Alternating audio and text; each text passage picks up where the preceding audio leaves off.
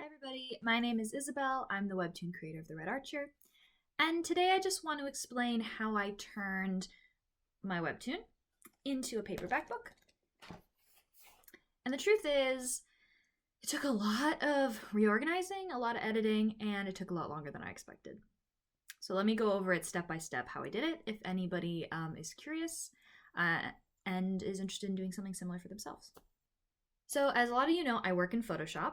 And so the first step was actually in Photoshop. I needed to take all of the panels I had made in Webtoon format and convert it to page format.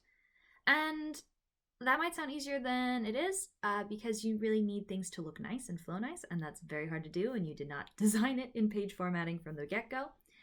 So sometimes I had to add things, sometimes I had to remove things or redraw certain stuff.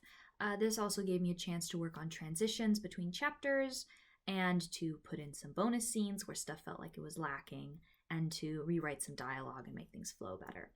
So the biggest part of this was turning things into pages, and that took the bulk of my time. It took a long time to do. Once I had finished that, we move on to step 2, which I actually did in InDesign.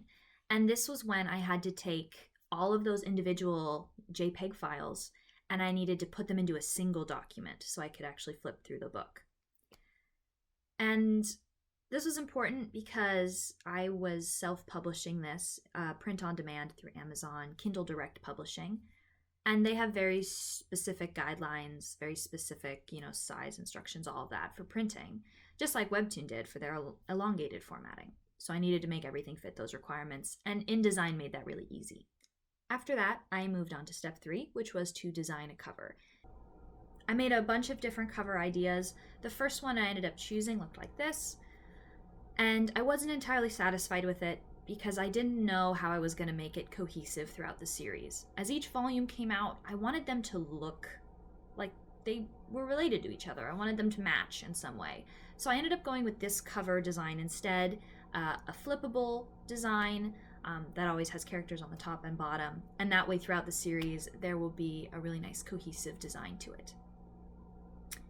Step 4 was requesting a print copy. So this was my first big test. After uploading both the cover and the file onto Amazon's page, I get to request an advanced author copy to make sure that the print looks nice in the way I want it to. So this is the first one I got. As you can see, it's got that first cover design on it, and this is the entirety of season 1. Now, right off the bat, I had a really big problem that needed fixing.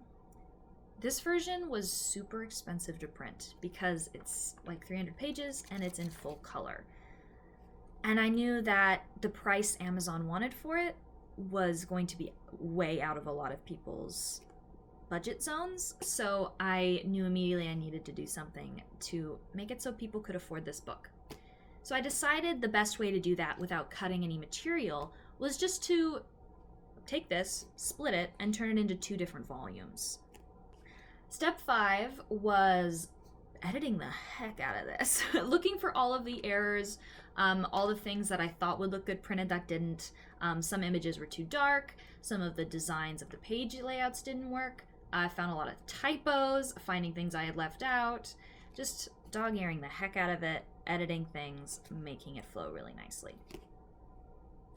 After I did that, it was time to order my second print, and that looked like this. And as you can see, it still has this Amazon test print across it. It just says not for resale because this is not an official copy.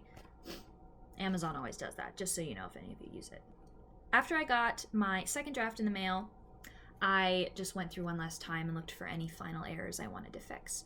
And I only had a few, so I just went and I edited those on the document, and then I got to set this up for launch on Amazon. Now, just so you know, if anybody is going to be launching through Kindle Direct Publishing, they say it takes about a week for the book to be available in other marketplaces and just to finalize all the stuff. So once you hit launch, you hit publish, make public, it's not really public or ready for purchase for a couple more days. So I launched it like a week before I told anybody.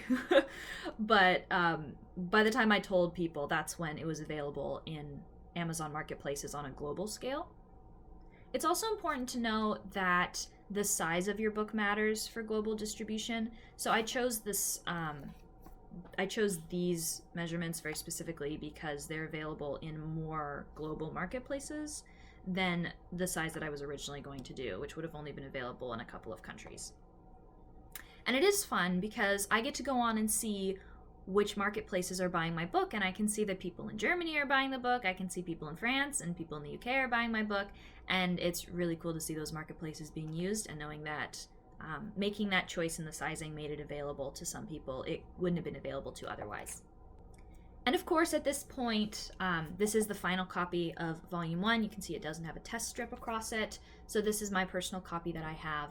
After I launched Volume 1, it was really cool to see how many people were asking me, where the heck is Volume 2?